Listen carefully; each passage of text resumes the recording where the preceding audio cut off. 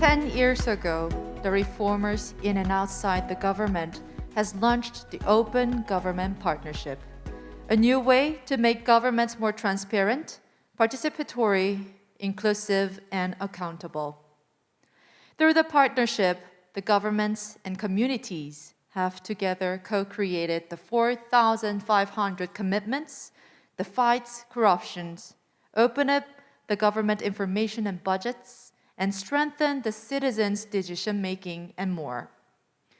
And our 10th anniversary of the Global Summit clearly demonstrates that we are bringing our community together in order to redouble our efforts to renew their democracy. To find out about our Global Summit, please visit ogpsummit.org. Well, greetings to our participants from all around the world.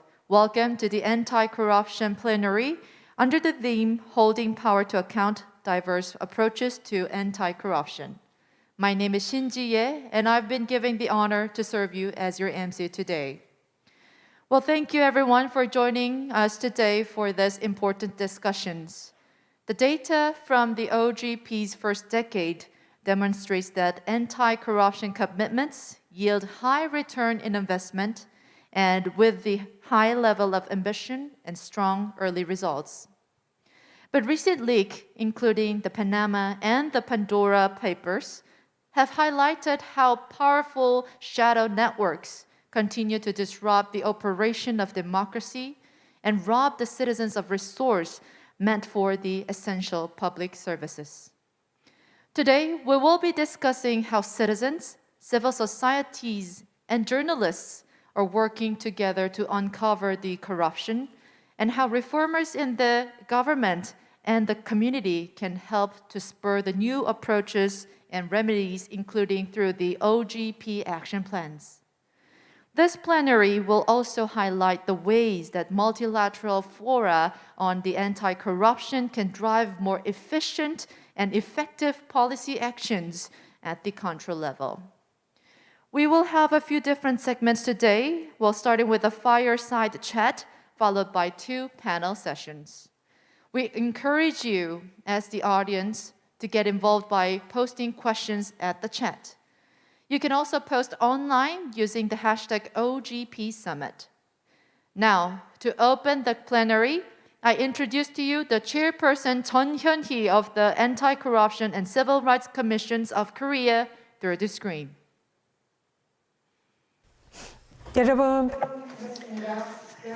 Hello everyone, welcome to the 2021 OGP Global Summit co-hosted by the Government of Korea and the OGP Secretariat.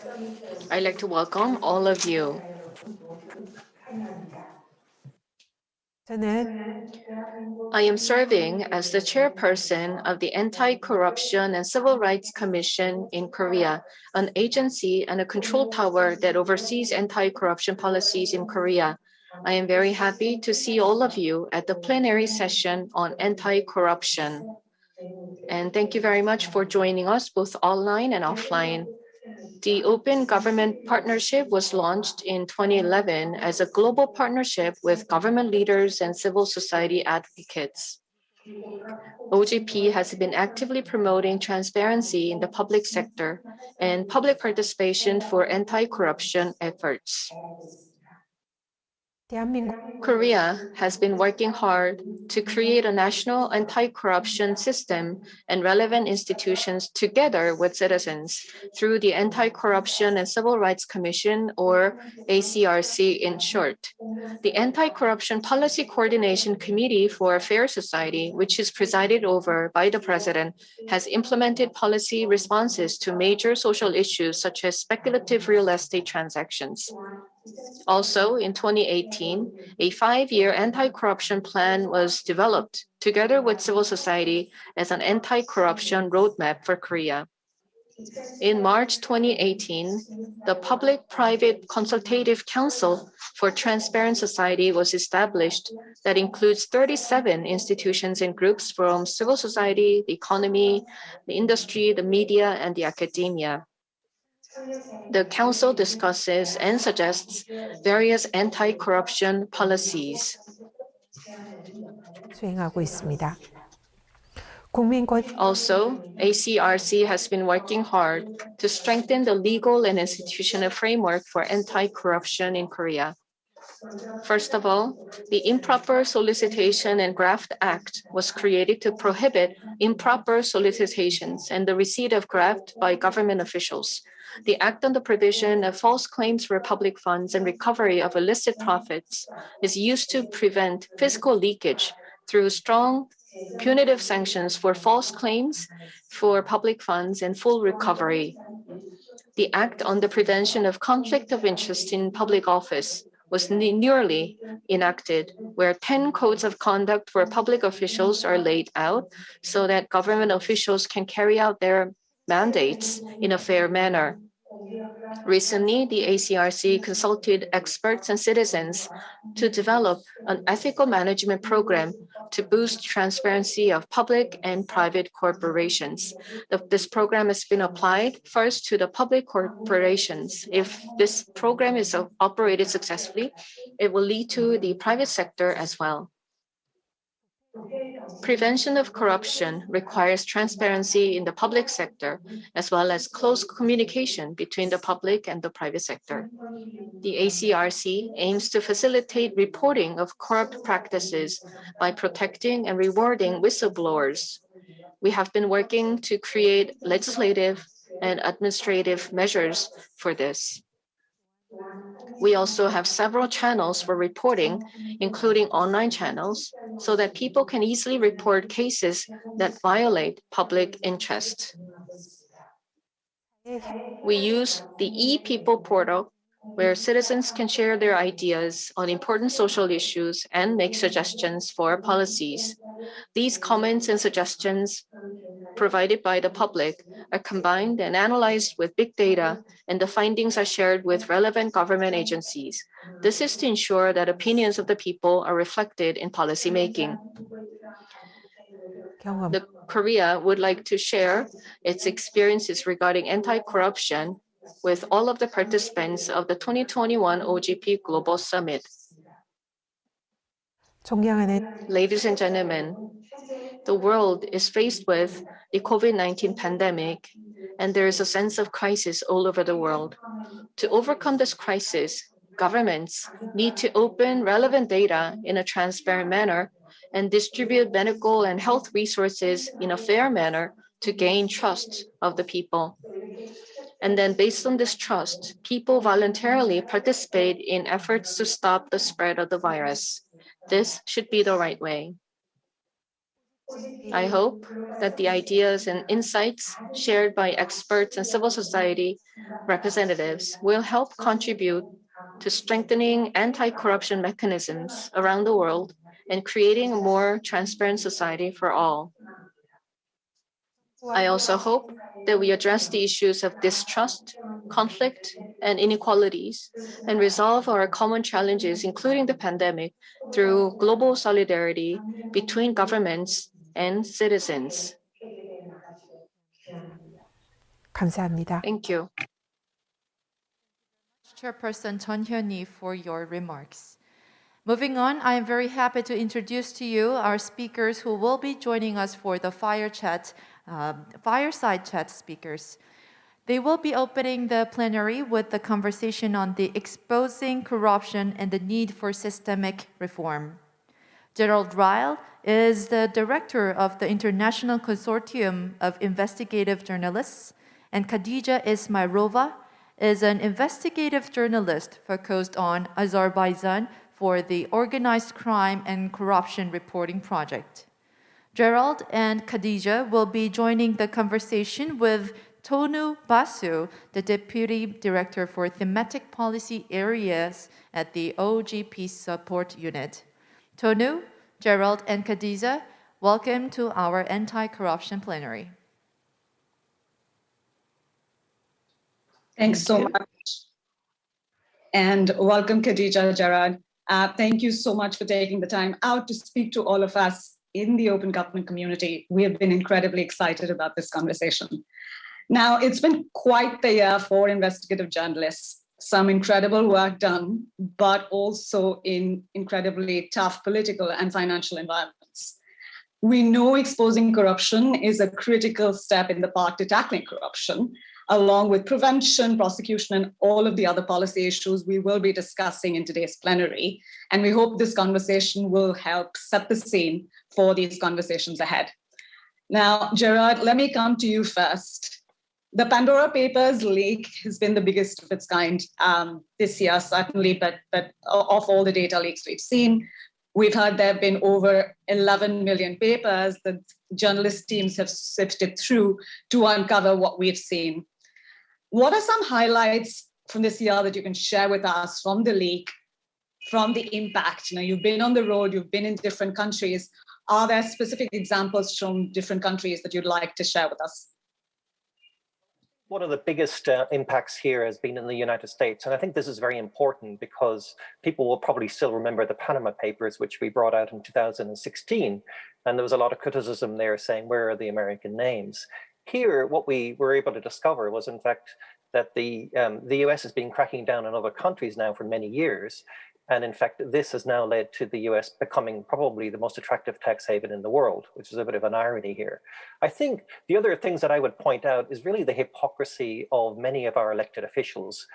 We found more than 330 politicians from more than 90 countries in the documents, 35 current and former world leaders. And many of these people had actually talked about the need for transparency. They've talked against the offshore world. They've talked against secrecy in the past, and yet here they were in the documents. And I think that was probably the biggest surprise. I mean, we had lots of reaction around the world. We've had something like a dozen different inquiries in a dozen different countries being announced. We've had congressional hearings in the US, we've proposed new laws in the US already, hearings in the European Parliament and many other places. But, there's a lot of talk. But I guess in the past we've seen this, and now what we have to see is some concrete action. And I know that your organization has also been pushing for that. Thanks, Gerard. And I would like to come back to you on what some of these actions you propose we could be discussing. Khadija, for you, what are some highlights and impacts you would like to share with us? Well, first of all, thank you for joining journalists to this discussion, because it's Pandora Papers, Panama Papers, the laundromat investigations, it actually demonstrated how it takes a network of journalists to uncover a network of criminal governments or government representatives who are networking to hide their assets that were gained with criminal ways. So, but it also takes a network of committed governments to stop these criminal practices. So I think it's important to talk about the ways, what is important to do worldwide to stop these criminal networks. So first of all, it's like practice shows that, experience shows that corruption is contagious, and you cannot have transparency in one country, and when the rest of the world or part of the world is not transparent enough, is not practicing good governance and transparency, then you cannot be safeguarded. You cannot feel safe in your own island of transparency. So transparency should be the worldwide practice, and there should be high standards of transparency for all countries. And in this term, it's important that, especially in international forums, there should be set of requirements in order to accept, first of all, accept the membership to the international clubs. For example, the countries that are still not practicing asset declaration by government officials should not be in the same international clubs and speaking about democracy and their achievements in transparency and democracy. They should first start doing it in their own countries. And another issue is the hypocrisy of the success stories in the governments. Before joining this chat, I was actually reading the status report of my own country to Open Government Partnership. And I could see that my government declares like success in this field or in that field, as if there are big steps taken towards transparency and accountability. And these claims need to be thoroughly fact-checked because some of them are actually not true, if we speak mild language here. So basically they are, I think this deception, it should not be taken as granted. So it's all the claims should be addressed and fact-checked, first of all. Then, I mean, our government officials, they do not declare their assets. Mm-hmm. Our parliament members do not declare their assets. Our registries are closed for public eyes, commercial registries.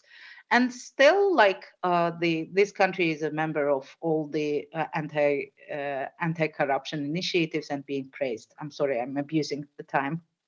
No, that's fine. I wanted to sort of come back to both Gerard and you on something you said. So I think on the Azerbaijan piece, I think it's very interesting, of course, for those of our viewers and participants and attendees who've joined. Azerbaijan currently stands suspended in OGP under what's called the response policy. And you can read more about it on the OGP website. And Khadija, I think what you did mention about, I think, being fact-checked, I think is absolutely true. The OGP has something called the independent reporting mechanism by which we evaluate what countries are doing against what they committed to. And we really hope to, again, work more closely with journalists and civil society in Azerbaijan and see how better to do this.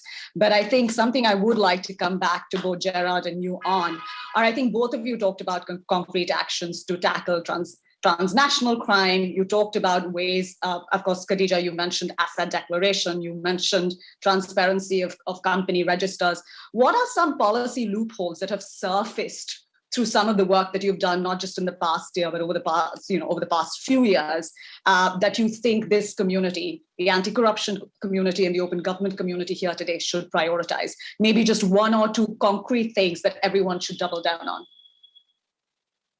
I'm happy to jump in here, Khadija, if you like. I think, look, this is all very simple, and I do think that governments could end it tomorrow. It's all down to secrecy. And I know that this is something that's also close to your hearts and close to Transparency International and other places. The only product that this offshore world sells is secrecy. If you can eliminate the secrecy, you're eliminating a lot of the potential for corruption. I'm not saying that everything that's happening in the offshore world and everything that happens in secret is wrong, but I'm saying that as long as you have secrecy, you have the potential for corruption. Governments have promised many things. I mean, Khadija's mentioned this. There's been no fact checking here.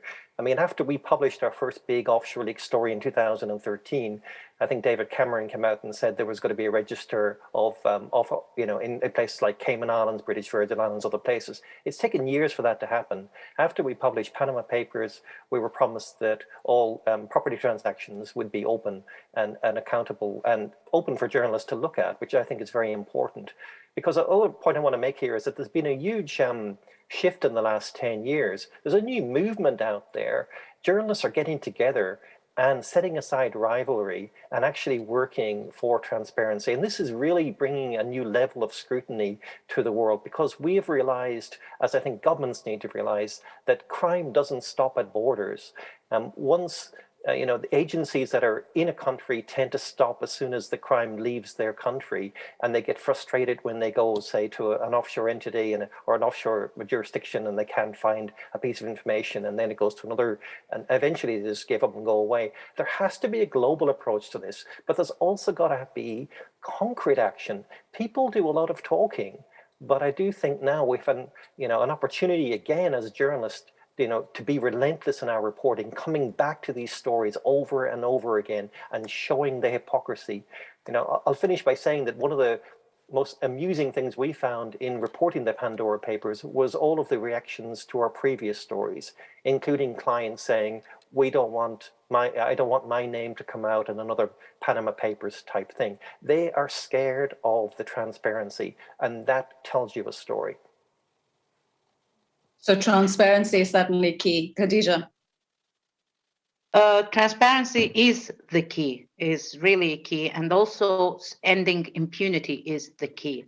So all these intergovernmental anti-corruption mechanisms that are in place should pay attention to what were the government's actions towards the uncovered facts of corruption, transnational corruption. So let's say there were a laundromat investigation, and what the government did about it, who were punished. We saw some actions in European countries, but what happened in the countries that were basically using these instruments, what happened to government officials that had been using these instruments to hide their assets? Nothing happened in the countries like mine, Azerbaijan, Kazakhstan, or Tajikistan, or even in Kyrgyzstan sometimes. You don't see a response to those, proper response to those investigations. So what happens after journalists uncover the story? Who is getting punished? The corrupt officials or the journalists? And what we see, the latters are paying the price more frequently than the corrupt government officials. Thanks, Khadija. I mean, I think I do want to come back to something you just said about journalists paying the price. I mean, the Pegasus project and the results there that we saw this year is one of the prime examples we saw of journalists paying the price. I mean, you were personally targeted under that. Can you talk a little bit about what kind of sort of protection mechanisms are needed for journalists, both in the international level as well as domestically? What role can the international community play? What kind of policies are needed at the national level?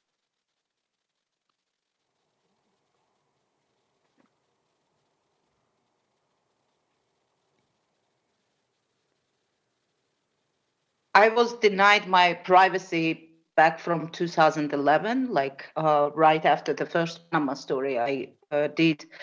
There was a hidden video camera placed in my bedroom, and then I've been blackmailed with the footage. So, for me, it's not a new experience. It was just amazing to see how much resources and how much efforts had been spent on me and my colleagues here.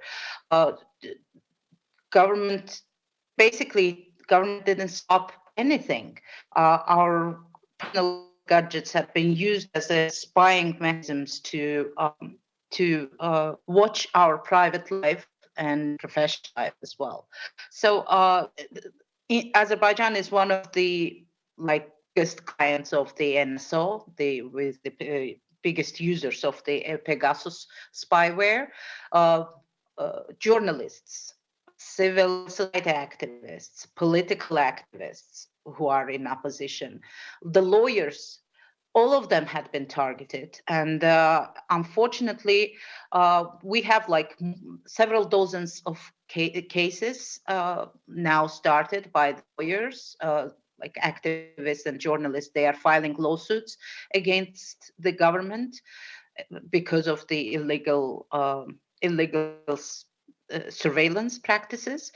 But we see no response from the government. The government is actually on denial. I mean, we don't expect them to come and say that, yes, we did put the viruses in your gadgets, but at least they could imitate an appearance of some investigation. And it didn't happen. They just say this is all lies. It's not happening. Although we do have, me personally, I do have proofs that my gadget was infected, and but no action is taking place. I mean, the government is not investigating, is not responding. So all the hope is for international courts, international judiciary system, which is a long process, and that's another issue for us, the lack of flexibility and lack of the timely response to these actions. So, so the protection of our protection from our own governments is kind of a basically not going well, basically, mildly speaking. So we don't feel protected, but we have to continue what we are doing.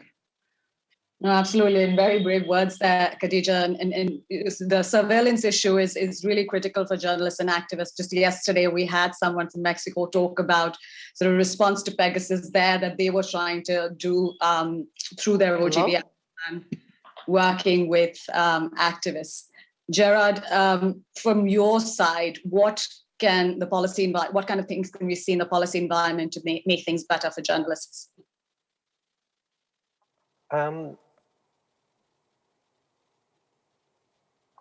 Sorry, we're finding that it's increasingly difficult to do our jobs. I mean, we found, for instance, with the Pandora Papers, just before publication, we worked with something like 150 media partners around the world on that project. And shortly before publication, 5 of them had to pull out of the project because they'd been threatened with closure. They basically were told that they would be shut down by their countries if they went ahead and published. Now, against that, we're able to publish the stories anyway because there's a certain protection in the collective.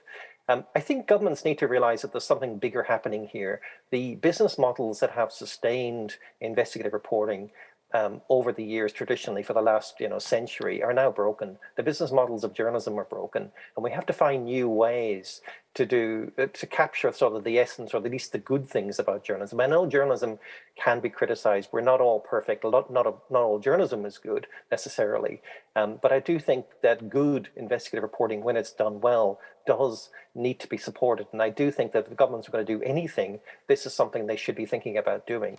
I know that at the Summit for Democracy recently, Joe Biden announced $30 million for a fund that would help in this. But again, we basically operate on a shoestring budget, and it's really, really difficult to do this kind of work without money. So if I was going to ask for anything, it would be one thing, which is, basically support the journalists financially. Also, I mean, there are many other things too, there obviously that we can talk about for ages, like the laws need to be there to protect journalists. When we were doing Panama Papers, one of the reporters who followed up on that was murdered in a car bomb in Malta. Those things should not happen. Governments have got to take action collectively. As Khadija mentioned earlier, it's not just enough for one government to do it. I think they need to be shamed by other governments into doing these things. There needs to be a collective action. Yeah, I think, Gerard, Khadija, both of you have talked about the need for the international community to step up and take collective action. The note on media sustainability as equal sort of policy area to take care of when thinking about corruption. Tackling corruption is certainly well taken. Just 30 seconds sort of, closing from the two of you. As we move forward in the sort of anti-corruption discussion today, what do you hope sort of form international community like the Open Government Partnership for the year ahead?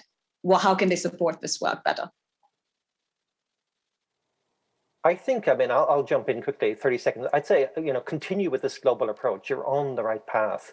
But recognize that there is a new force against corruption out there, and that is journalism. And this is a collective journalism. It's not traditional journalism the way you know it. It's not just in-country reporting. It's cross-national reporting. It's international reporting in a way that hasn't been done before. It's really sort of this, journalists helping each other do their work. Sorry, Khadija. Thanks, Gerard. We may have lost audio. Khadija, I'm not sure if you can hear us. I don't think Khadija can hear us, unfortunately. But I think, Gerard, your point around sort of, I think both that we need to support the international network of journalists to do this work. Again, because corruption is a transnational issue, not just a national issue, is I think something both of you emphasized. And looking both at sort of issues like the tax havens that you raised right at the beginning, but also how to protect journalists, whether through whistleblower protection laws or creating better financial environment. Certainly well taken. Thank you again for joining us in this discussion. You've certainly, I think, surfaced a lot of issues that we will be talking about in the next few sessions. Khadija, I don't know if you can hear us. Thank you very much for joining us, and we look forward to collaborating with you next year and in the future. Thanks again.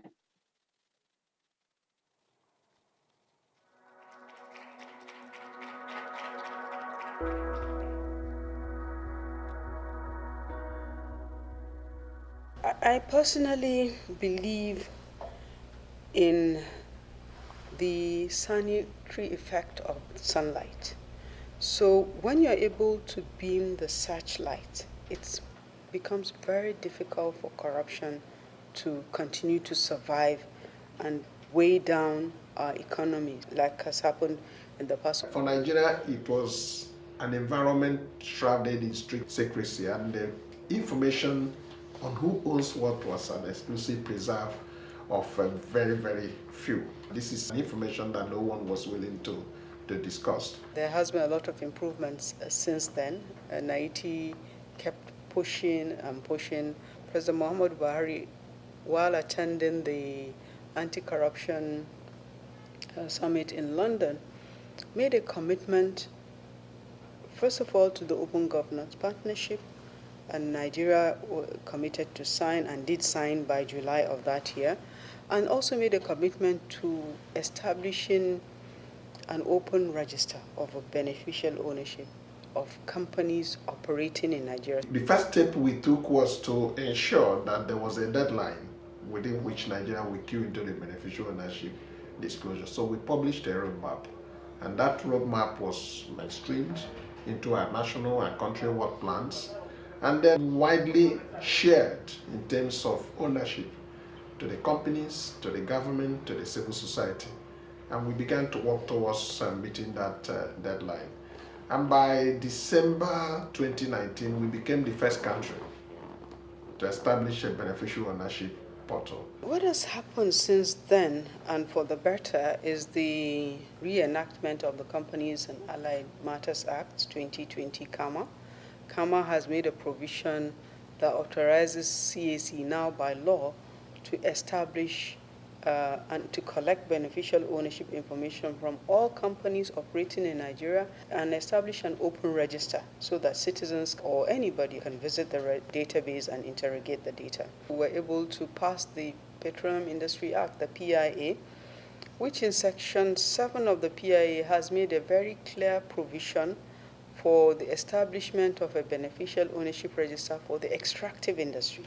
So for Nigeria now, it's not just that we have to report beneficial ownership because we've made a commitment to the EIT and the OGP, but we now have to establish it because there's a law. We began now to enlighten the media, the civil society, and multi-stakeholders on addressing the fears and concerns they had about beneficial ownership disclosure, trying to create the kind of information that enables them to have a sense that this is a win-win for everyone.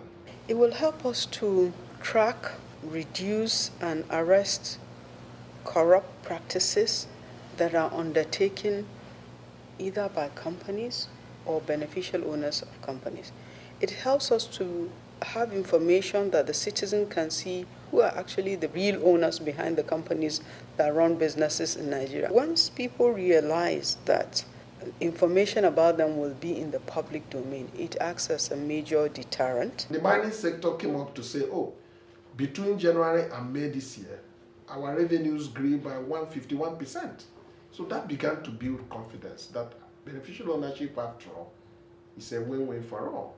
And Naiti began to strengthen this position. When BO is fully mainstreamed into our culture of governance, there will be public trust, there will be citizens' confidence, there will be revenue growth. And revenue growth will translate into access to funding to provide roads, water, electricity.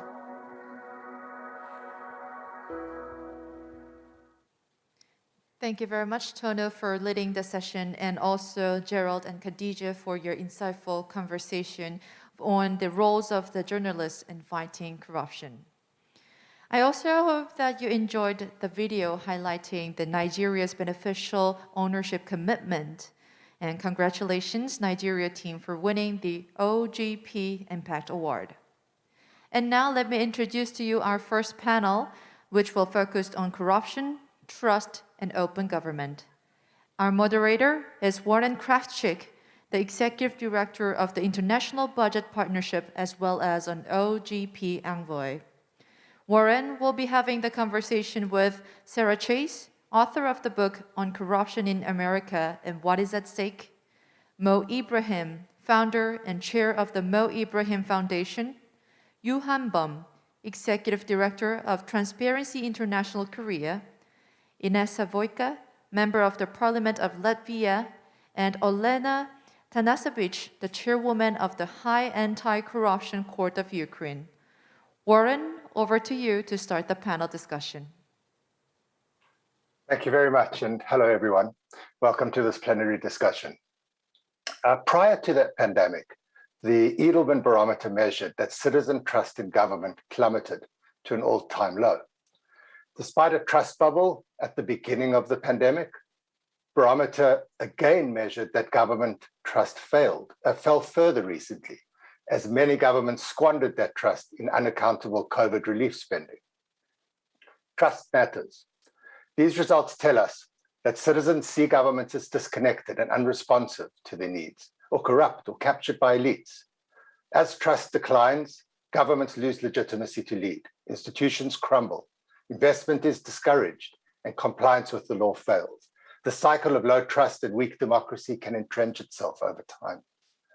So how do we counter this negative spiral? OGP is built on a powerful idea.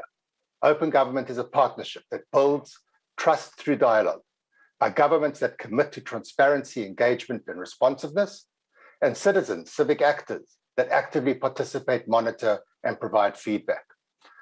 There have been 810 anti-corruption commitments from 91 countries over 10 years of OGP. OGP's independent reporting mechanism finds that these types of commitments are most likely to be ambitious and show strong results. But many of these commitments did not pan out as intended, and the scope of the commitments was fairly narrow. Whistleblowing and lobbying, for example, have hardly featured. So what do we know about deploying open government and anti-corruption practices to build trust? What policies and practices work, and as important, what policies and practices do not work? As the previous panelist said, it takes a network. We have 5 panelists representing key institutions in the network or accountability ecosystem. The way we'll organize this is we'll have 3 rounds of questions as followed. I'll ask each panelist an opening question drawing on the experience, and they'll have 4 minutes to respond.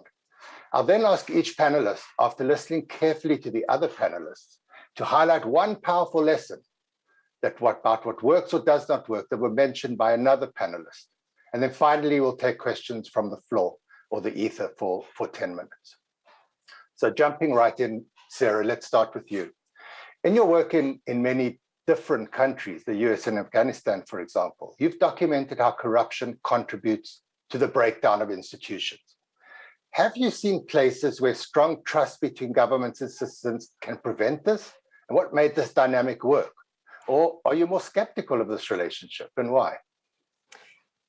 Thank you, Warren. And indeed, you said that a contrary view never hurts. I would like to start actually by speaking about the importance of an almost brutal, maybe, transparency in how we use words to define this problem. So what works against what? And I'd just like to say, I think breakdown of institutions may even be too mild a term. Institutions are weaponized.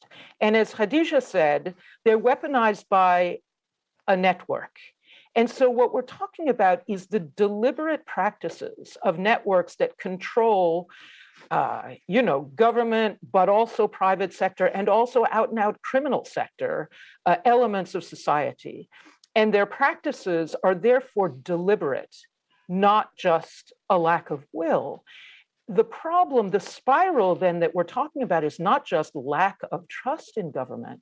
I think this situation, this transnational epidemic of corruption, actually generates hate of government.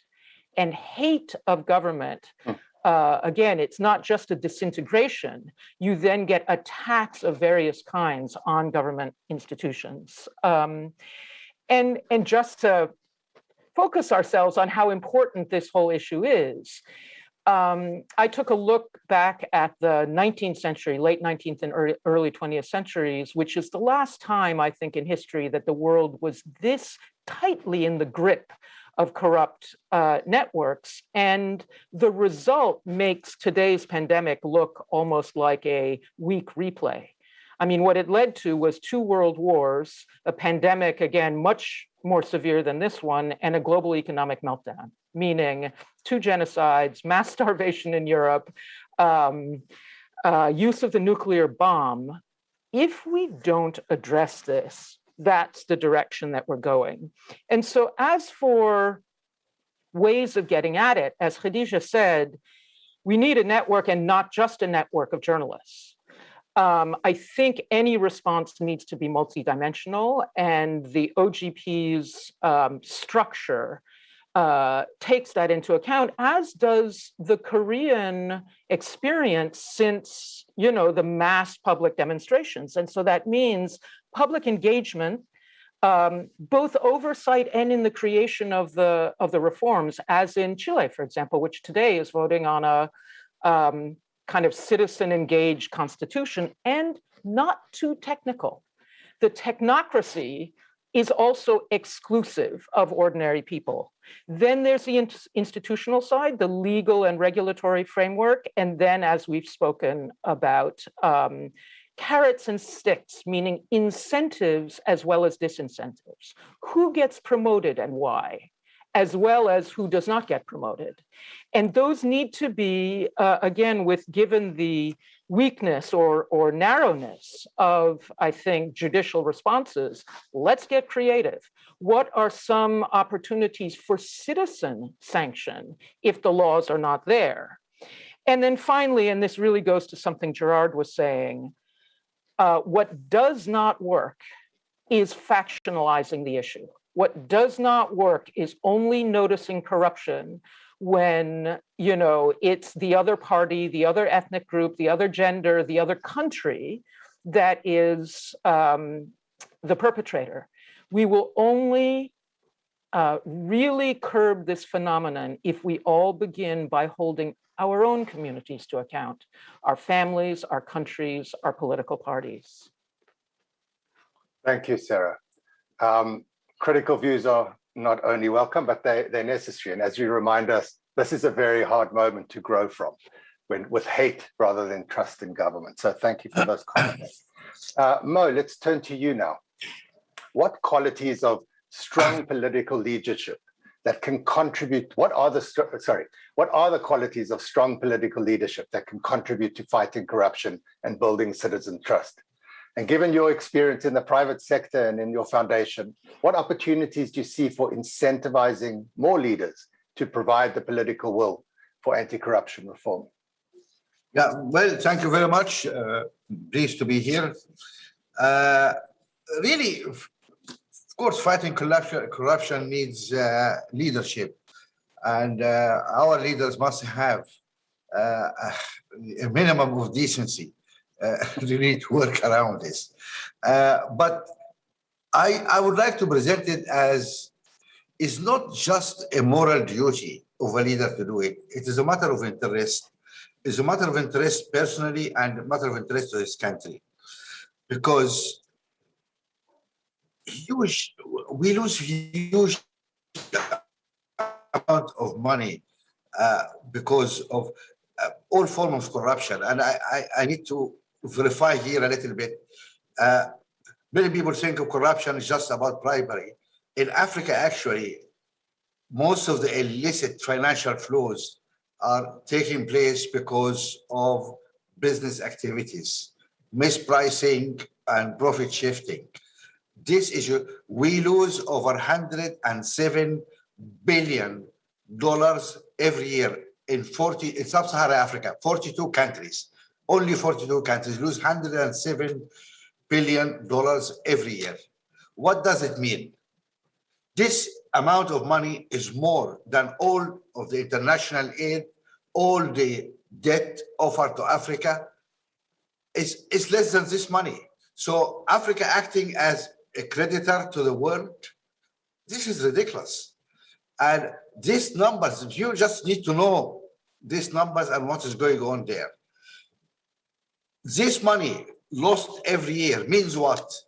Means we have 600 million people without electricity in Africa. Imagine in the 21st century living without electricity. It's not just a social, it means no jobs, no industry, no business, no internet, no phone. It is terrible. We mean a much needed funds for education and health does not exist. It means more young people are unhappy. It means destabilization of societies.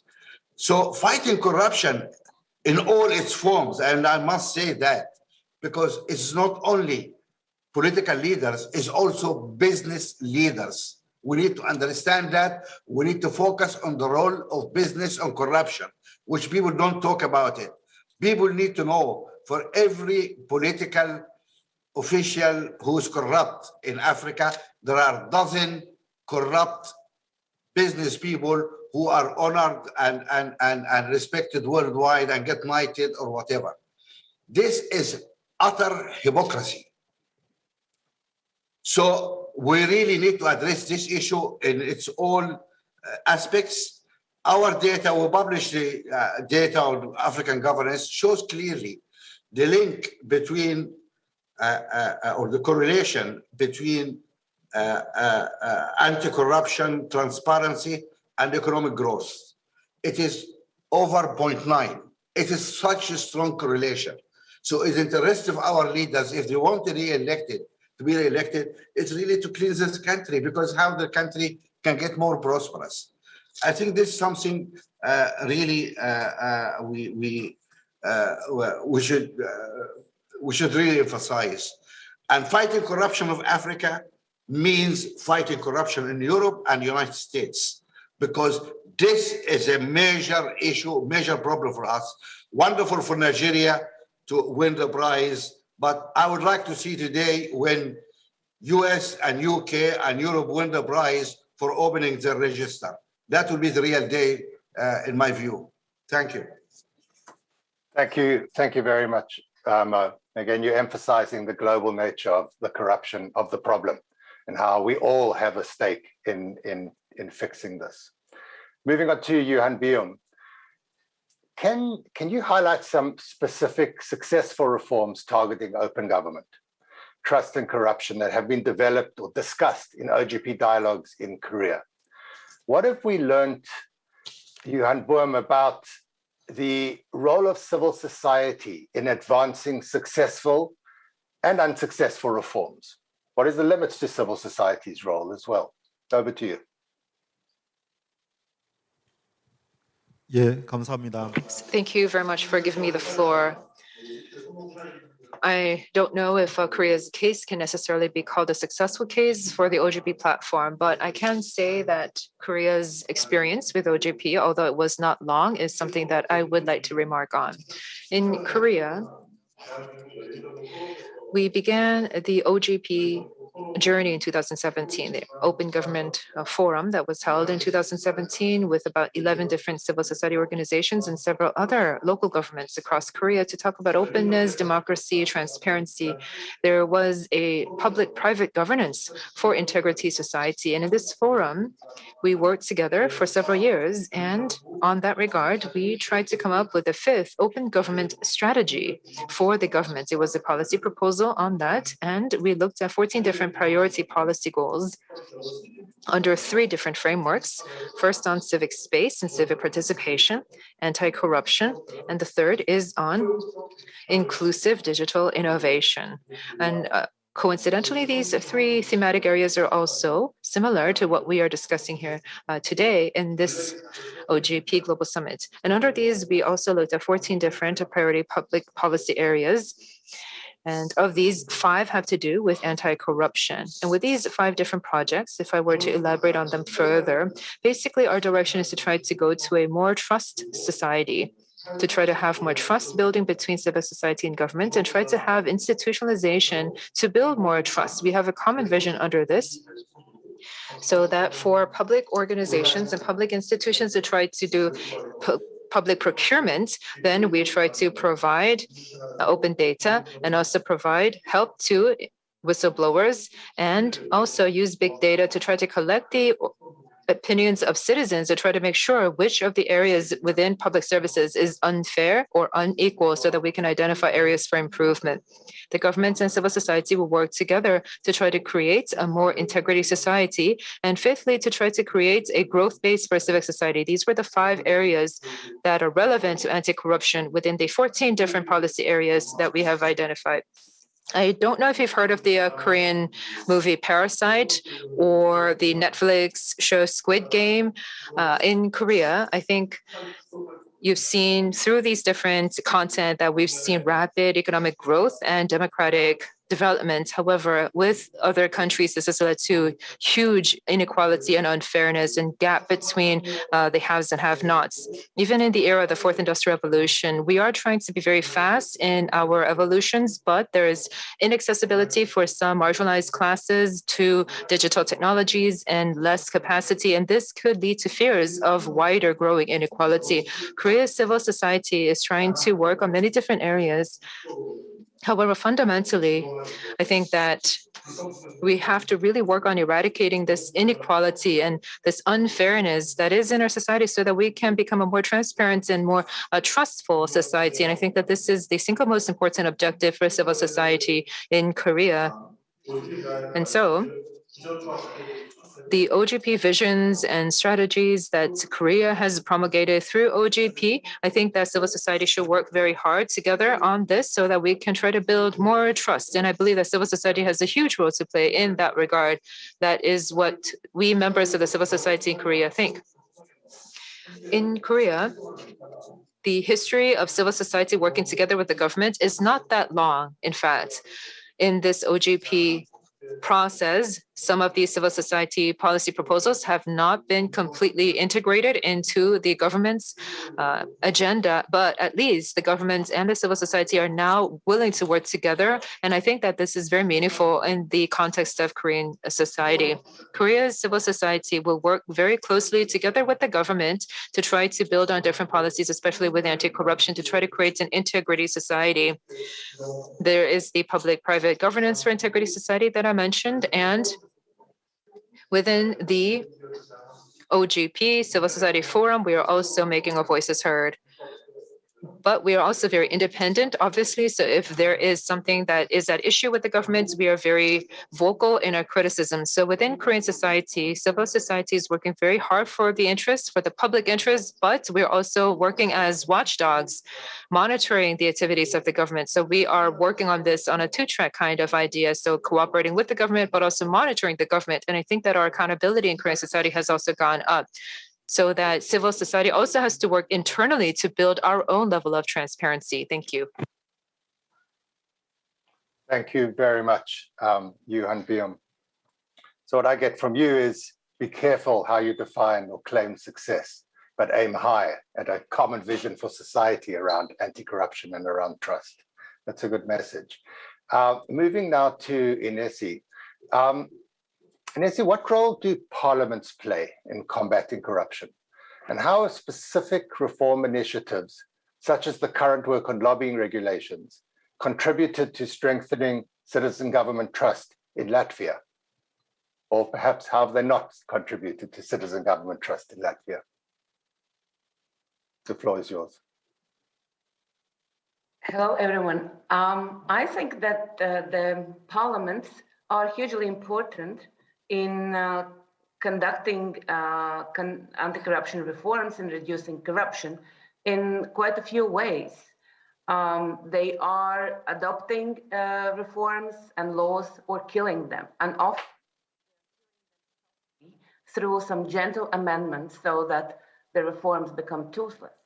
And parliaments also are so key to appointing other independent officials in a democratic government. And then these key officials become, the rulers and building the integrity of the country, like the prosecutor general, the head of anti-corruption bureau, of course, all the judges.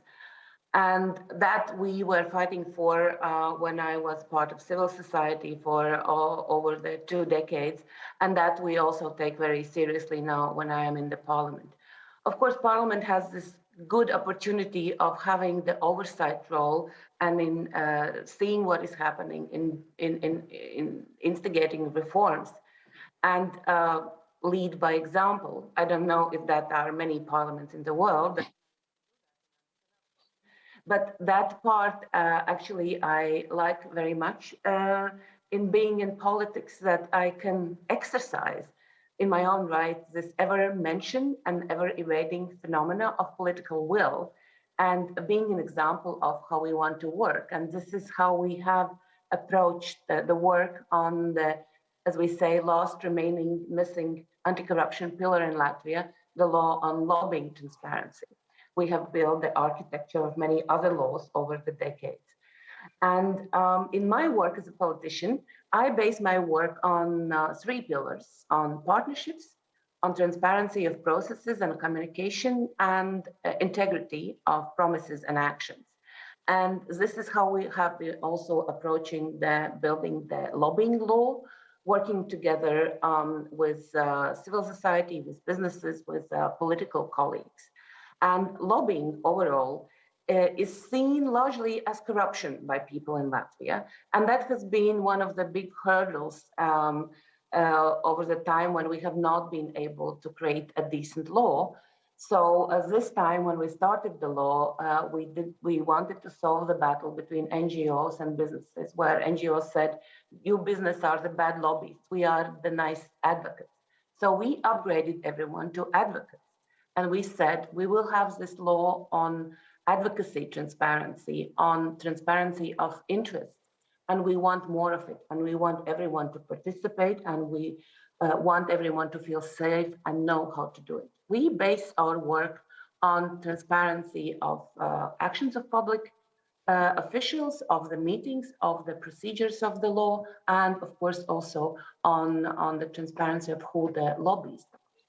Will this, what we do, change how people trust the parliament? I come from the country where the trust is so low, lowest among Eastern European Union countries. But I know that we need to take every step of the time, and we need to see how this law, for example, is adopted and implemented. And then that will eventually contribute to the overall trust, because people, my favorite answer by understanding if that really, trust is working and people see their role is the question of Transparency International Barometer. Do you trust that ordinary people can do something about corruption? And so many countries, including Latvia, more than half the people say no. So we need to create the trust and not fear for the people to be participating in these procedures. And this is what— Thank you, Ines.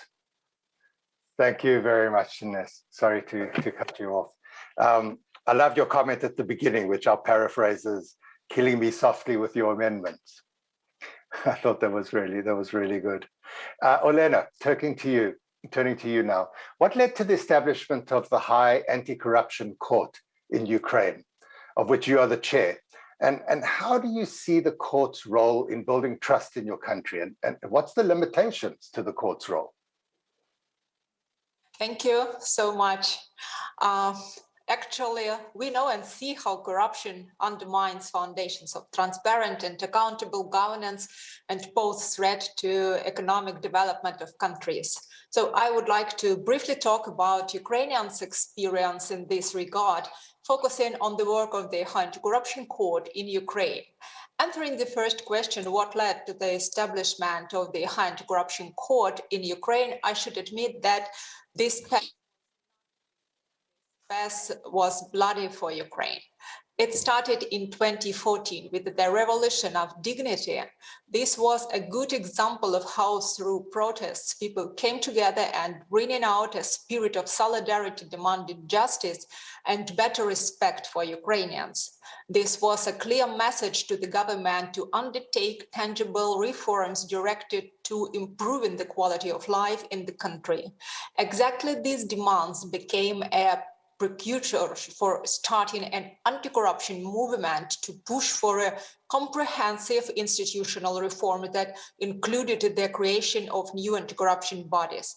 This reform-oriented vision was supported and encouraged by the International Monetary Fund, the World Bank, European Union, as well as the governments of the United States and G7 member states.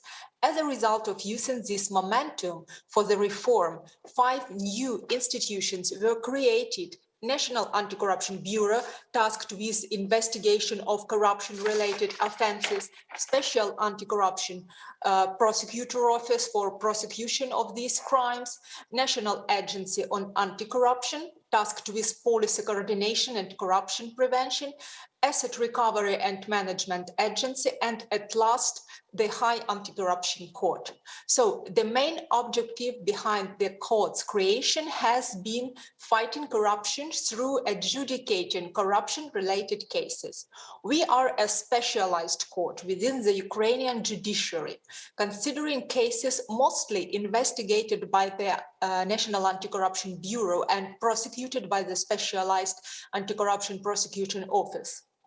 Briefly, I would like to go through the main benchmarks in court's creation. The law on High Anti-Corruption Court was adopted on June 2018 with the Venice Commission welcoming its approval. This was followed by the selection of 38 judges by a novel mechanism, including the Public Council of International Experts.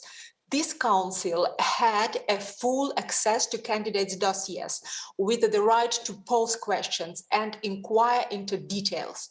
As once a judge candidate, I can say that selection process was really stressful, but transparent and fair. Finally, judges were appointed by the President of Ukraine only in April 2019. So court started its activity in September 2019. And during all this time, court received more than 350 criminal cases with indictments to adjudicate them in essence. And we have obtained more than 22,000 different motion applications and other claims at the pretrial stage. This leads me to your second question regarding how do we see the High Anti-Corruption Court working to build trust in Ukraine. I should admit that we've got not only lack of trust in Ukraine, we've got a trust crisis in Ukraine to all state bodies. But we try, at least at the level of court, be very transparent. We try to broadcast hearings on YouTube channel. We are always welcoming everyone to be present when we are hearing the cases. We try to inform the society, and we all give declarations each and every year about our assets. So I see that I do not have more time, but I can speak about my job endlessly, so I will stop now. Thank you very much, Olena, and thank you very much for your commitment. For the second round of questions, we want to try something a little bit different. I'm going to ask each of the panelists if they could reflect on the contributions of the other panelists. What was one or maximum 2 things that was said by one of the panelists that really jumped out at you, that resonated with you, or that you disagree with vehemently? Could you help bringing out some of those aspects of the discussion? And we'll go in the same order. So Sarah, if you don't mind starting. You want to reduce me to one thing? Ha. I'm beginning to learn that's impossible, but can you start with 1 or 2? Indeed, yeah. So Like you, I was very struck by Inesa's point about making laws toothless. And it can be by amendment, it can be by failing to write the enabling rules without which a law can't be applied. I think there's a tendency to understand corruption as the writing or voting on laws. And we underestimate the degree to which not voting on laws, not bringing them up for a vote, not making it possible to apply them plays a role in this. And the same thing goes for guidance that is provided to executive branch officials. You know, you can aim a whole justice ministry at a certain kind of crime and just leave corporate crime and corruption, you know, at the bottom of the pile. Also, of course, Mo's point about businesses. If we're talking integrated networks here, the government and business partners are equally important, as are out and out criminals who can do things that government and business members can't. I'd like to just reflect or have us reflect on the word dignity. Again, we need to understand that corruption does not just rob people of money, it robs them of their dignity. And that may be the most, I want to say, kind of violent effect. And then finally, Olena's mention of the international experts that participated in the selection process of judges in the High Anti-Corruption Court. I think there are a number of examples where international and local partnerships have made for very strong anti-corruption institutions, such as the CICIG in Guatemala. Thank you very much, Sarah. Let me turn to you now, Mo. What struck you from the comments of your fellow panelists? Forgive me, Warren. I found it very difficult to limit myself to focus on just one. Maybe it is more helpful if I suggest really few things we need to do. Really, if we are serious, the problem is we are not serious. Really, this is a problem. Governments are not serious. That's the problem. Few simple things we need to do. Yeah. One, really, this open register of beneficial ownership is important because this is a getaway car for corruption. And Nigeria, well, I mean, it's wonderful. They did what they did, but there is not a single Nigerian corrupt politician who keeps his money in Nigeria. Those guys keep their money in US, in UK, in some island or whatever. This is the destinations we need open register there. That's something we really need to fight for. It's very important. As one of your panelists said, transparency helps a lot here when we have the searchlight on this. But tax reform is important. This were billions and billions lost for everybody.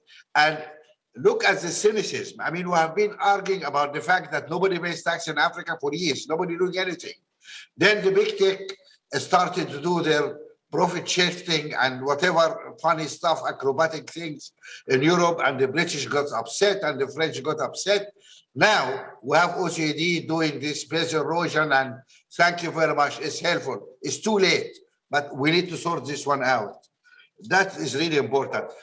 Business is agile, it draws circles. Our governments are too slow to react. We really need to step our act there to step.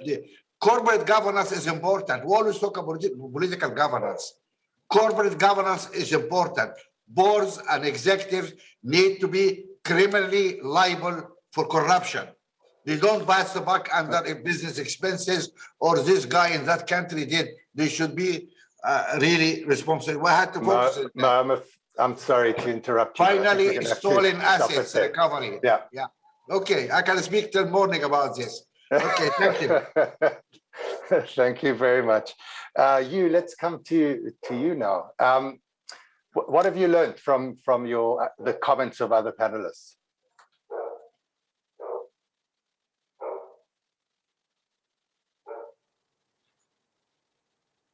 Were you able to hear that question? 예, 저는 처음 Yes, well, I would like to say that the first panelist who spoke said that institutions have become weaponized and that there is so much hate for the government. I think that that really struck out to me. And I think that that was some meaningful words that were said. But I think that at least in Korea, institutions still have a lot of power and they're very strong. So I think that we still can lean on many of these institutions. And I want to say that early this year, there is a public corporation, a state-owned enterprise that looks at land and housing. There's a land and housing corporation where there was an issue where this one employee who worked at this land and housing corporation used insider information to do trading of sales of property and real estate. And he actually made a lot of money. And this made a lot of citizens angry, obviously, and civil society organizations have continued to ask for the legislation of an act on the conflict of interest, act on the prevention of conflict of interest. So for this, the government has been responding to this. This act on the prevention of conflict of interest has been at the works for a very long time, but it has never been passed. But because of this one employee's misdoing, this bill has been put on the table and it's now almost near the stage of legislation because of this one employee who used insider information to engage in speculative activity of real estate and property. So hopefully going forward, we can make sure that we can eradicate this kind of behavior altogether. So I think that this also speaks to the fact that institutions can be powerful when we wield it correctly. Thank you. Thank you very much, Yoon. Turning now to Ines. Could you try and answer the same question? What stood out for you? Several things. First, the private sector and their responsibility and their engagement in corruption mentioned by Mo Ibrahim, I think is important to highlight here. And there is a middle between the private sector and the government. There are government-owned enterprises, which are the biggest breeders of corruption. The government these days is not so much to steal from, but the companies owned by the government, where you can have the proxies, you can have the whole playbook of fake consultants, you name it, of course, all kinds of contracts, etc.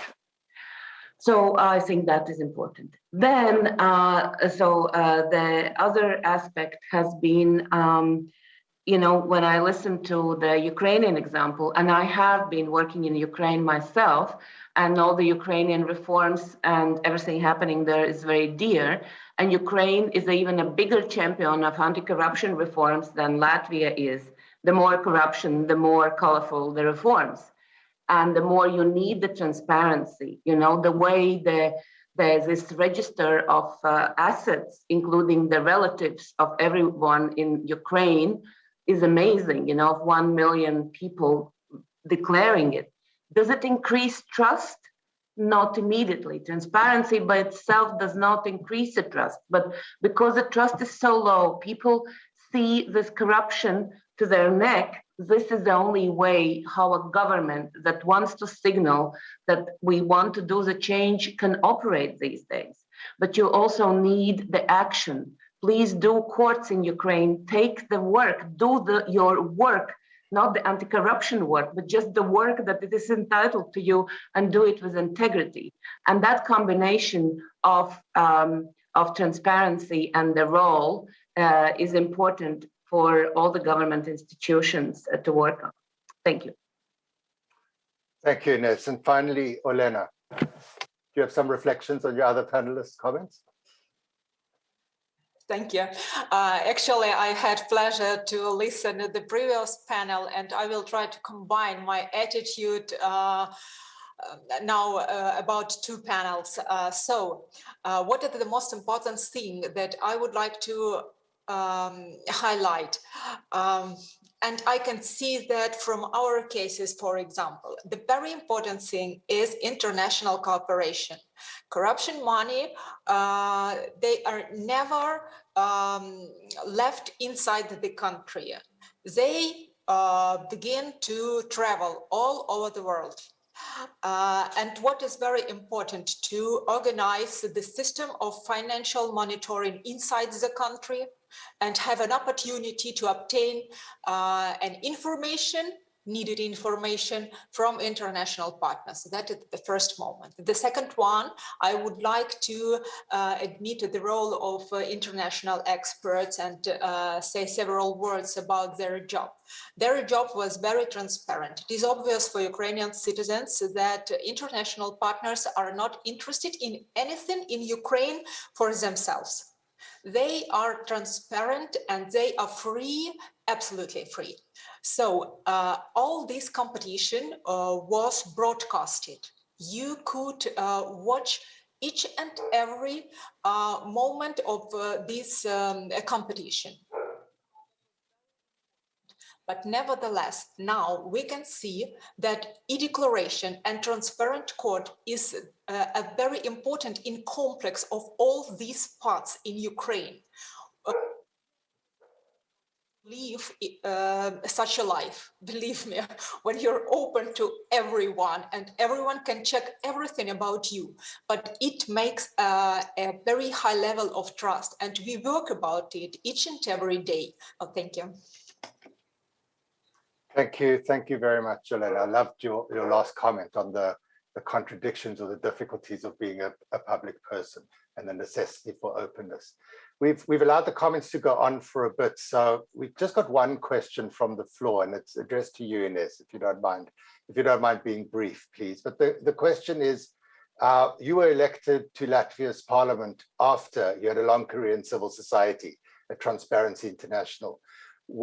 How did your perspective as a civil society activist affect your approach now working in parliament, especially in relation to building public trust? Huge question, brief answer, please. I take all of this work as roles, so I understand that everyone immediately thinks that I am corrupt because everyone is politics is corrupt.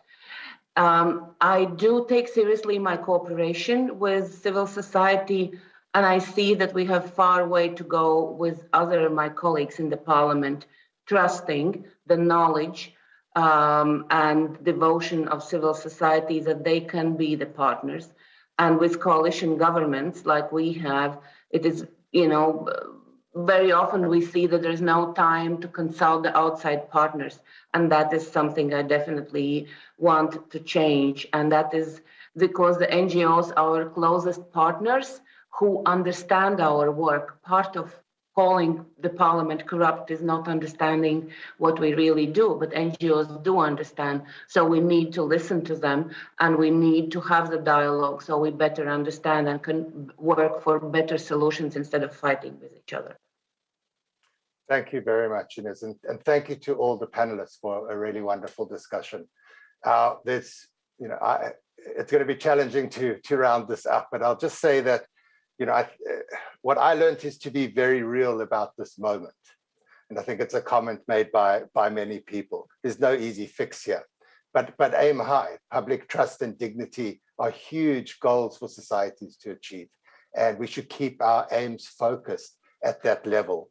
And in terms of strategies, there are many strategies. The two that came through are around international cooperation and working as an ecosystem that prevents a balloon from being squeezed in one place and the problem shifting just to another place. And then the final comment, which I think came from Ines, was transparency is essential. You cannot do this without transparency, but it's also not enough. We have to link transparency with action. You have to link data with organizing. It's that connection that brings out the magic in open government. Thank you all very much.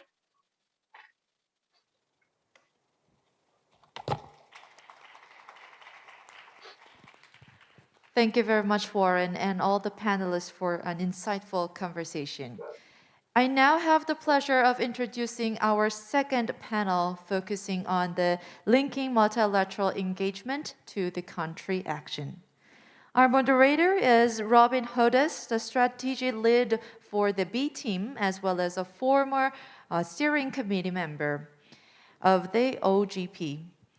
And for this panel, Robin will be having the conversation with Delia Pereira Rubio, the chair of Transparency International and the former OGP steering committee member, Tim Robinson, chief compliance officer for BHP, a multilateral mining, metals, and petroleum company, and Giuseppe Busia, the President of Italy's National Anti-Corruption Authority.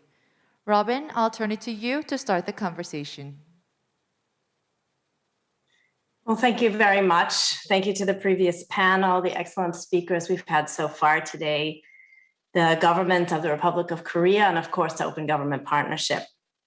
Warren and his panelists set us up to talk about action in the wake of a conversation around trust. And really what it ended up being was a lot of discussion around breakdown in trust, breakdown in social contract, breakdown in how our societies are working, but also the roles and responsibilities of many actors in building trust. So I wanted to reflect on some of the ingredients of trust building, because we were asked to talk about multilateral fora and both how they can create norms and standards and action at global level, but also how they can be an experimental ground for scaling things that are happening locally, nationally, and allow for sharing of good practice, such as on anti-corruption. So I think it's really important for us to look at the battering that's happened to multilateralism. We've had about 100 years of modern institution building around multilateral institutions, political, economic, cultural institutions, cooperation on issues from trade and taxes, security, and now climate change. And all the while that this has been happening, we've had increasing mobility and technology and a huge growth in obviously the global economy. So this system is under strain, and it was under particular strain, let's say the last half decade or so. And I think we've come out of that with some optimism around it again. And why is that? Well, I think going it alone doesn't seem viable for the complexity of the system that we're in, for the global externalities that exist in our world, and for the good of the global commons. And it's certainly going it alone doesn't seem to be viable for fighting corruption. We just heard from panelists about money flows and the fact that corruption is an international system. So why is that relevant for our efforts here today to talk about reinvigorating democracy and stopping corruption? Well, that's because some of the key systems, the ecosystem that we've built around anti-corruption are set in international multilateral settings. We've got a lot of work in the sort of most important multilateral setting, that's the United Nations. We have the SDGs, Goal 16, we have the cross-cutting aspect of corruption. We have UNCAC, the UN Convention Against Corruption. We have the OECD and its deep work on integrity and tax, the G20, the G7, and of course we have the Open Government Partnership, now celebrating 10 years. So with all these fora working together, but being under stress, we have to think about a little bit, what are the actors and how can we think about the protagonists that can make for change and use these fora for good and for the kind of scaling and sharing and connecting the dots, because obviously we don't want the important efforts that are being made in multilateral fora to be only brought out once or inconsistent or incoherent across the fora. And so I think what we want to talk about alongside multilateral fora is multi-stakeholderism. And we just saw some inputs from the last panel on the important role of civil society and parliaments and the courts and business. And I think we need to think about the diverse voices that we need to raise inside these multilateral fora. We need to create bridges with all these voices, bridges to understanding, not roadblocks that lead to the othering and exclusion. Because many, many times when we're talking about the same thing, we're using different language and we're not communicating with different communities. So it's really important, I think, that we figure out how to engage voices in multilateral fora, which are obviously and normally dominated by governments, and to think about how we can bring in next generation views, private sector citizens into this decision-making.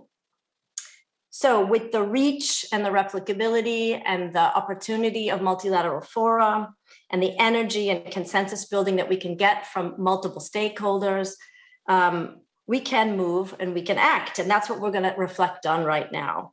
And here I'm joined to reflect on multilateral and multi-stakeholder efforts by Delia Ferreira Rubio, by Tim Robinson, and by Giuseppe Brucia. I want to have a conversation with them that will link these issues. We'll speak for the next 20 minutes or so, and then we'll be able to open up to your questions. So first, I'm going to turn to Delia Ferrer-Rubio. Delia, thinking about multilateral and multi-stakeholder settings, what specific anti-corruption work do you see as the biggest opportunity area for translating multilateral engagement into action? Hello, Robin. A pleasure to be with you. Congratulations to OGP in the 10th anniversary. And before going to particular areas, I would like to highlight some things. Number one, after more than 30 years, we have both at the multilateral, international, and sectorial fora managed to create some legal infrastructure, standard infrastructure in the fight against corruption. And at the national level, we have been able to create or pass legislation, create agencies, etc. That is important, but that is not enough. Rules are not the main response against corruption. We need to move forward. And the second thing that we have to take into account is that corruption is not a static phenomenon. It is a changing phenomenon. Now we have transnational corruption as well as the traditional petty corruption or bribery. We have also a more digitalized corruption and a sophisticated corruption full of networks of powerful actors that previously were not in this business, I would say, like organized crime, for instance. And these changes in corruption means that we have to change our approaches, both at the national, international, and of course, local level. Second thing I want to highlight, when we talk about corruption, we are talking about human rights. We need people-centered responses against corruption. Ordinary citizens are the victims of corruption always, in bribery, in petty corruption, and also in these grand corruption schemes. According to the CPI, more than 5 billion people in the world live in context of corruption, and corruption deprives them of their rights, their freedoms, their future, their access to good services, and we have seen it with COVID. So this is time for not only standard setting or prioritizing or wonderful declarations, politically correct declarations against corruption and ambitious commitments. This is time for implementation and enforcement. And many of the standards and priority and commitments that countries produce in this multilateral fora cannot be delivered really without national and local implementation and enforcement. Enforcement to avoid impunity, which is central. If we do not avoid impunity, we will keep on having corruption around the world. Main areas where I should recommend to focus now. Number one, the defense and protection of the civic space. Nothing against corruption can be done if we do not protect freedom of expression, freedom of opinion, media freedom, protection of investigative journalists, and whistleblowing. Without that, we cannot go further in really delivering in the fight for transparency, inclusiveness, participation, and accountability. Second area, open data and open contracting and open budgeting and really guaranteeing access to information. Third, beneficial ownership transparency. I will not go into that. We have been talking about that. Fourth, guaranteeing independence of control mechanisms and particularly the judiciary. without independent in those mechanisms, it is impossible to really enforce rules and sanction those involved in corruption. And 5, the need to have transparency and integrity also guarantee in these new decision-making tools produced by artificial intelligence. Putting the machine in between us is not enough to guarantee transparency. We have to guarantee algorithmic transparency and accountability also. Thank you very much. Thanks, Delia, for reflecting on how we connect the dot vertically from the global fora into the national and local implementation and enforcement. And I think in particular to highlighting the fact that no anti-corruption reform will work unless civic rights and freedoms are protected. We're now going to turn to Tim Robinson. Tim, you're working at BHP, and BHP's shown leadership on this issue that many of us have talked about corporate transparency, beneficial ownership transparency. What opportunities do you see for the private sector to be involved in multi-stakeholder and multilateral organizations and institutions? Well, thanks first of all for the opportunity to participate in this discussion. It's fantastic to be among such wonderful panelists. And look, I think there is a tremendous opportunity for the private sector to engage in multilateral initiatives. And I agree with Mo and others on the earlier panel that the private sector really does have an essential role to play in this challenge. The private sector is often in a position, I think, to help drive decisive global action, and it can really use its voice and its leverage to drive effective reform when and where it counts. And I think recent actions and initiatives that we've seen in the resources sector are a good example. So as you've said, BHP, we're a leading global resources company, and our purpose is to bring people and resources together to build a better world. And we can see now that fighting corruption, particularly at this moment and in our industry, has really never been more important in order to fulfill that purpose. And that's partly because we can see that increasing commitments to climate action are going to accelerate electrification of transport and lead to increases in demands for commodities like copper and nickel. But many of the major undeveloped deposits in those commodities are located in countries with well-recognised challenges with corruption. So for those resources to be developed to truly build a better world for the host communities, and importantly for those communities to trust and support the development, corruption has to be tackled. And I think the private sector can see that, and we know that now's the time for action on that. And so I think there's three examples I'd like to share really of private sector participation, particularly in the resources industry. First, as you've mentioned, we've strongly supported beneficial ownership transparency, and we co-hosted a forum earlier this year with the Extractive Industries Transparency Initiative on the adoption of public beneficial ownership registers.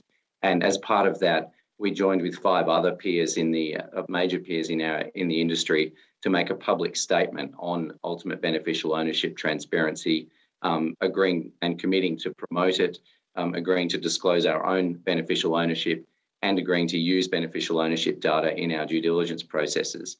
And it is such an important initiative. As Mo said, it's about removing the getaway car for grand corruption in this scenario. We've also supported multilateral initiatives such as the Bribery Prevention Network in Australia, which is a public-private partnership with civil society, industry and government, which has really put together an online portal of resources to help small and medium companies implement compliance programs and fight corruption.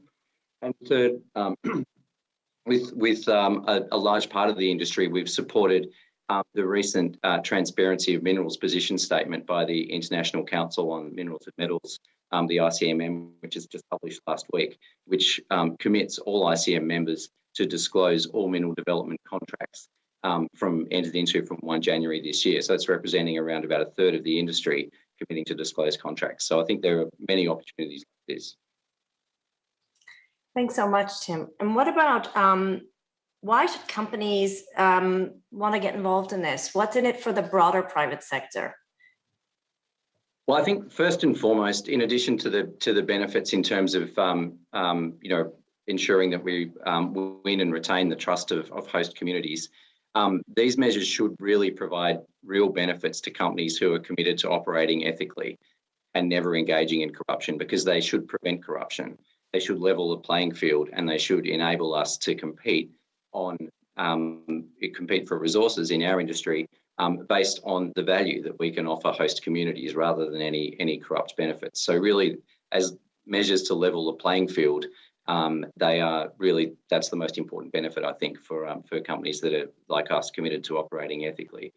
Second, all these multilateral commitments that I've referred to, the EITI, the commitments on UBO transparency and contract transparency, they send a signal, I would hope, throughout the whole industry that the big end of the industry won't tolerate corruption, and that we need smaller exploration companies to be developing prospects, knowing that their investment won't be forthcoming unless the prospects are developed in an ethical way. And thirdly, these transparency measures make it easier for us to do due diligence. We put a lot of resources into our due diligence. Smaller companies don't have as many resources, and the more data that's out there on ultimate beneficial ownership, for example, the easier for everyone to do due diligence and avoid corruption.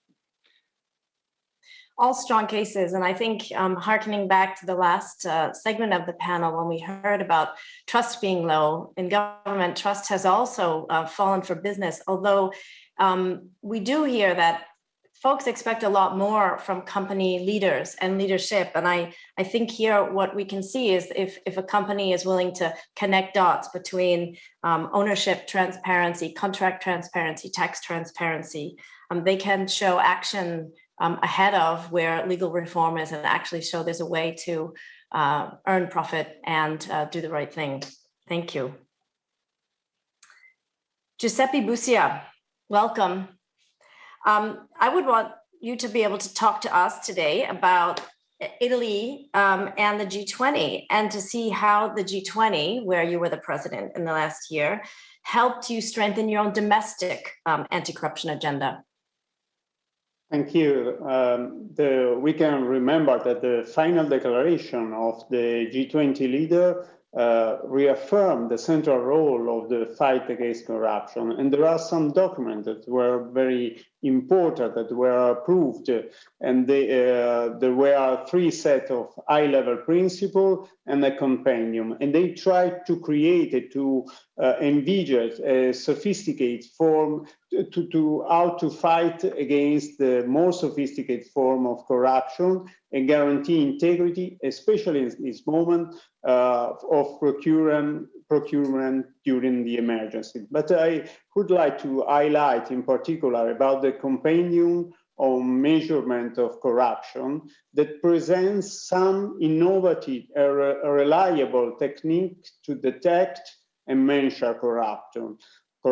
And this is a real important instrument, a concrete instrument to influence also a domestic level, the way where and in which operate the institution, because help to have indicator not based merely on the perspective. And that helps to better calibrate the system of prevention and the system of prevention. And what can I would like to say that this will help us both at European level and the international level to improve our commitment.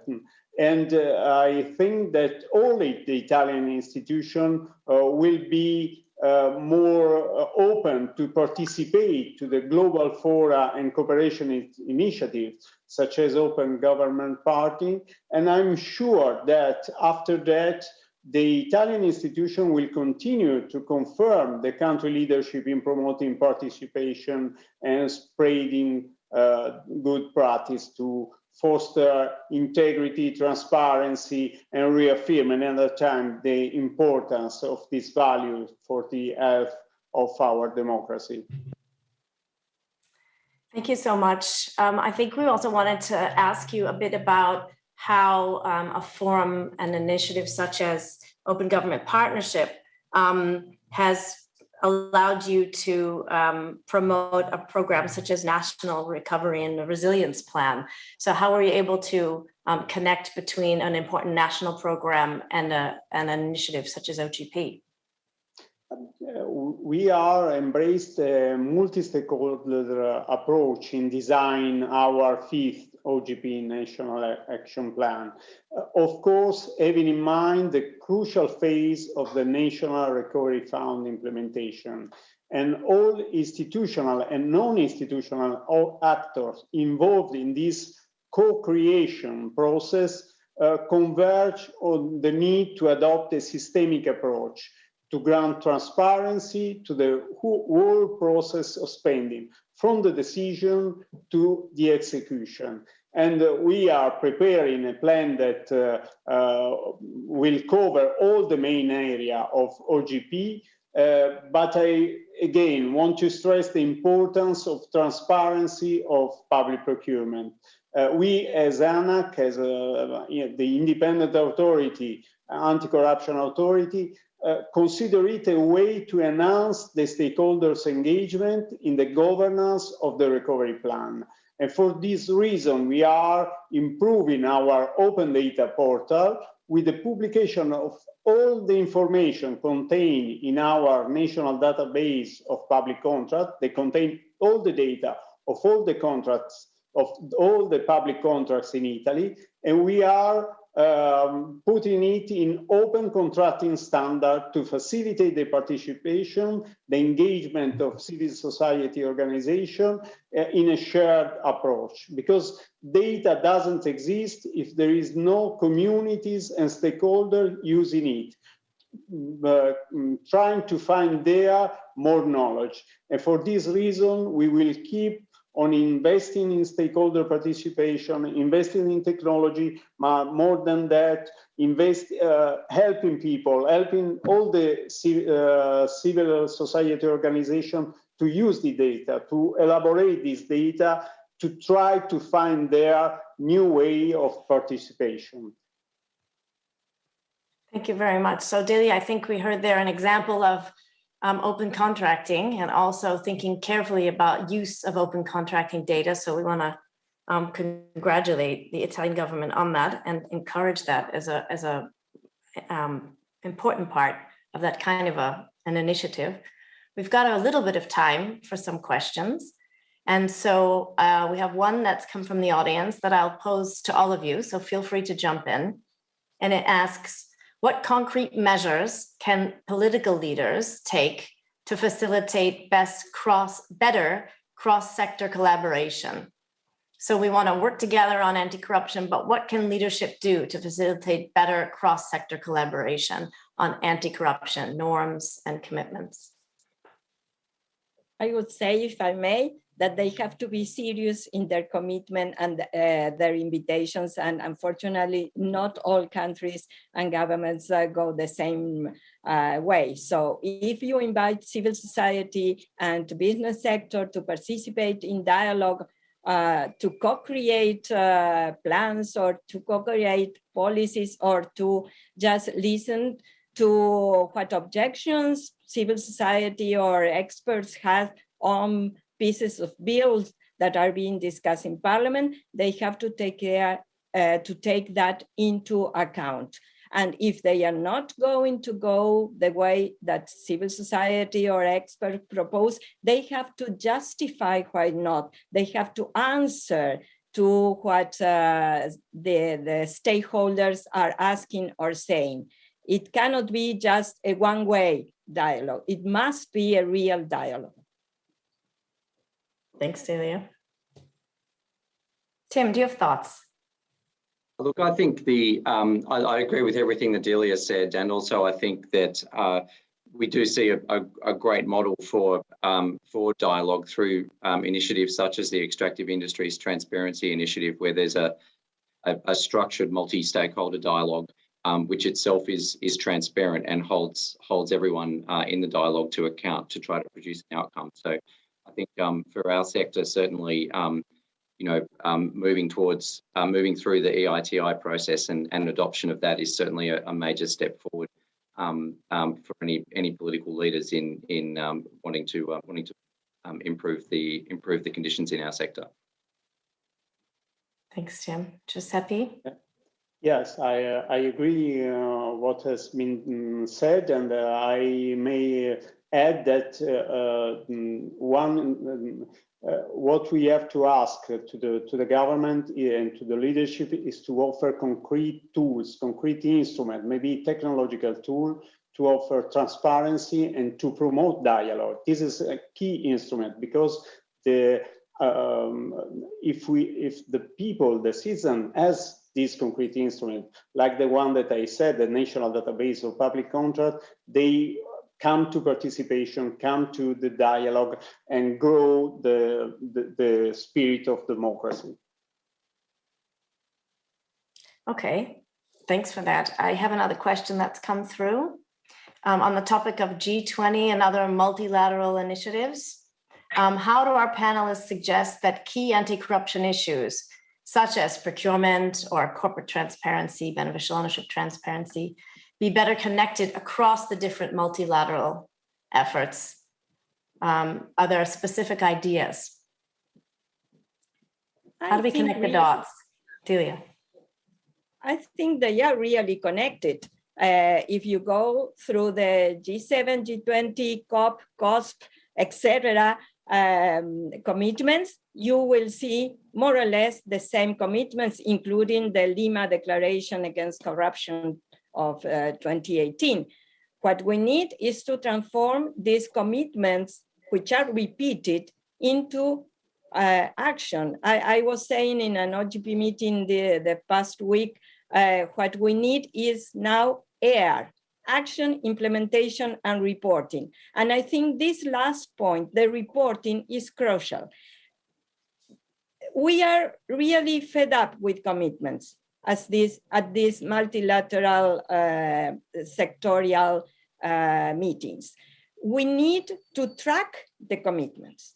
We need to monitor that. Civil society is doing that. OGP is doing that through the IRM. The London Summit commitments were tracked by TI UK. TI, as a global movement, is tracking the commitments made by governments in the anti-corruption different sets of conferences. But we need also participants in these multilateral meetings to exert some peer pressure, to use the language of OECD, and to create some kind of, I think it was Sarah who says, create requirements to go into these international clubs of the good guys.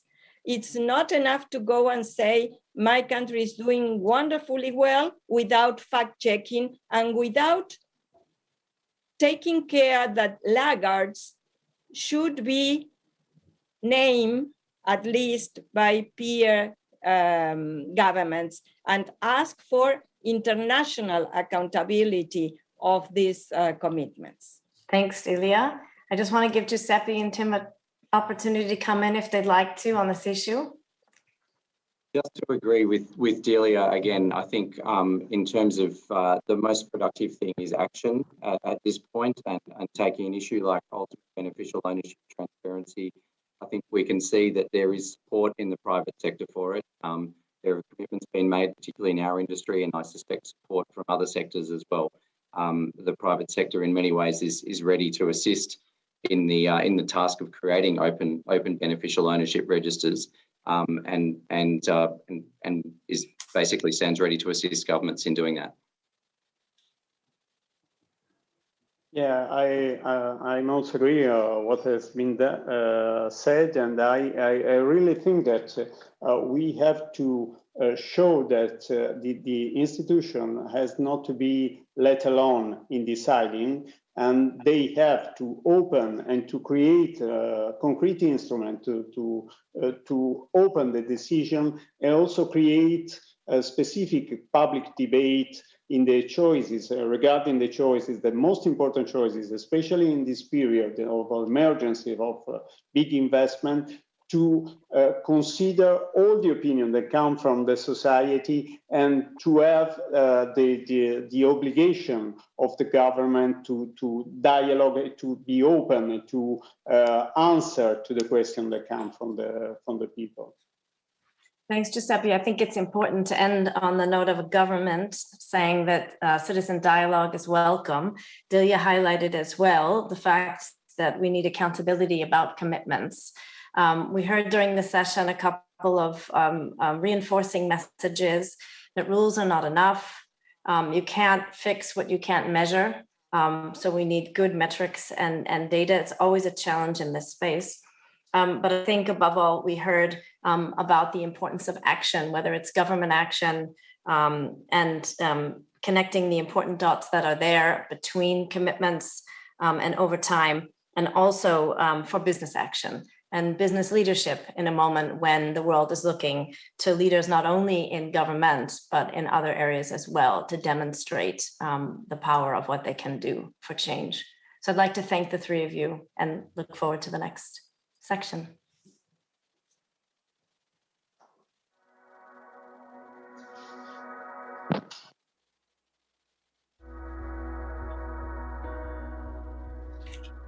Hello everyone, I'm Alexei Sobolev, CEO of the state enterprise Prozor.sail. It was a pleasure to read all about the nominees for the award and to fall in love with each of the projects. And I really do hope that one day after this pandemic ends, we could meet many of you in person. It's an honor to receive this award marking the 10th anniversary of Open Government Partnership Initiative. You may have asked yourself, what does Prozor.sail mean? Well, Ukrainian word Prozoro translates as transparent, so we sell and lease public assets transparently and accessible to all. Since the revolution of dignity, the Ukrainian state has been constantly modernizing, but Ukraine is a country with low trust, not uncommon in today's world, and that makes all the changes that much harder. So how could we increase trust? And I think we found something. First, let me illustrate the impact that we create here. We do a lot, from selling huge factories for billions to renting out tiny premises in villages, but here's one story I like the most. So a couple of years ago, a small town in Dnipro region used our e-auction to sell rusty pipes of the old water supply system. The town earned an amount equal to 2 times its annual budget. With these funds, they built children's playgrounds. So to do this, a particular person, town head Sergei Vasilyevich, in a particular town had to start believing that the items that no one used for decades may benefit his community. But the real result is not in the sale. For the magic to happen, you need to find buyers who would trust the government, and they would do that only when they know that the price and the process are fair, when nothing is hidden and everybody sees everything. So that's what we do. We are standing on the shoulders of giants. Ukraine has been participating in OGP initiative since its inception, and 5 years ago our friends from Prozor Public Procurement received the award as well.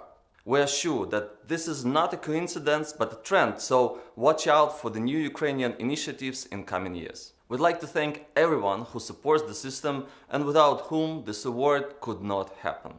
This is Ministry of Economic Development and Trade of Ukraine, Deposit Guarantee Fund, the President of Ukraine, all the members of Parliament and the ministries working with us, the National Bank, the State Property Fund, our partners in civil society across the whole country, international development organizations, and of course, our supervisory board and the hard-working Prozor.sail team. You are the best. Hi, I'm Kristina Zelinska from Transparency International Ukraine. Do you know what your government sells? Do you know what your city or town sells? What do they lease? Do you know who receives the mineral resource licenses and why? In Ukraine, in these areas, now everybody sees everything. A regular citizen or a civil activist has the same access to the information as the top government servant. Transparency International Ukraine, the Deposit Guarantee Fund, the Ministry of Economy and the National Bank of Ukraine once agreed on the need to build a transparent and efficient system for selling the assets of insolvent and liquidated banks. And now we open more markets for transparent public sales. Today, this award is a confirmation that we are moving in the right direction. The 10th anniversary award of the Open Government Partnership is a powerful international recognition and an indication that sales reform is on track and should extend to as many public areas and markets as possible. The victory of the Ukrainian system Prozoro.sale is the victory of our golden triangle: the government, the public and business at the same time. Going digital has become Ukraine's flagship topic and the state priority during the last years.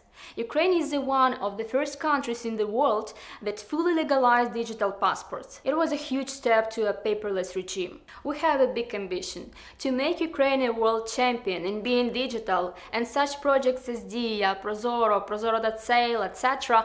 are part of this transformation. Together with the entire Transparency International Ukraine team, we congratulate you for such an effective tool for those seeking to create positive change in their country. Thank you, Christina. Nowadays, trust is decreasing everywhere, but it looks like we know how to start fixing this. The fix is in complete transparency, equal rules, digital procedures, and cooperation between the business, the civil society, and the government. With this, corruption becomes unnecessary and inconvenient, while the state provides efficient digital services to everyone. And this would create markets and trust, just like Prozoro.sale does. Congratulations to all of the nominees, and Slava Ukraini! Thank you to Robin and all the panelists for the interesting discussion.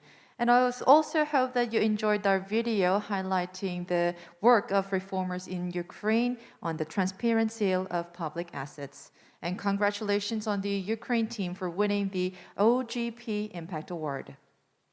As the plenary session comes to a close, I would like to thank all the panelists for the speakers who have participated in our discussion, as well as everyone in the audience for their participations and the questions in our today's event.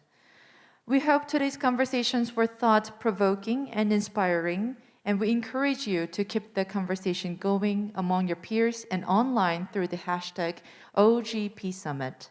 We hope you will join us for the remaining events as the part of OGP Summit, including our plenary tomorrow on the inclusive digital innovation, as well as we have our closing plenary to conclude the summit. Thank you everyone for joining, and enjoy the rest of the summit.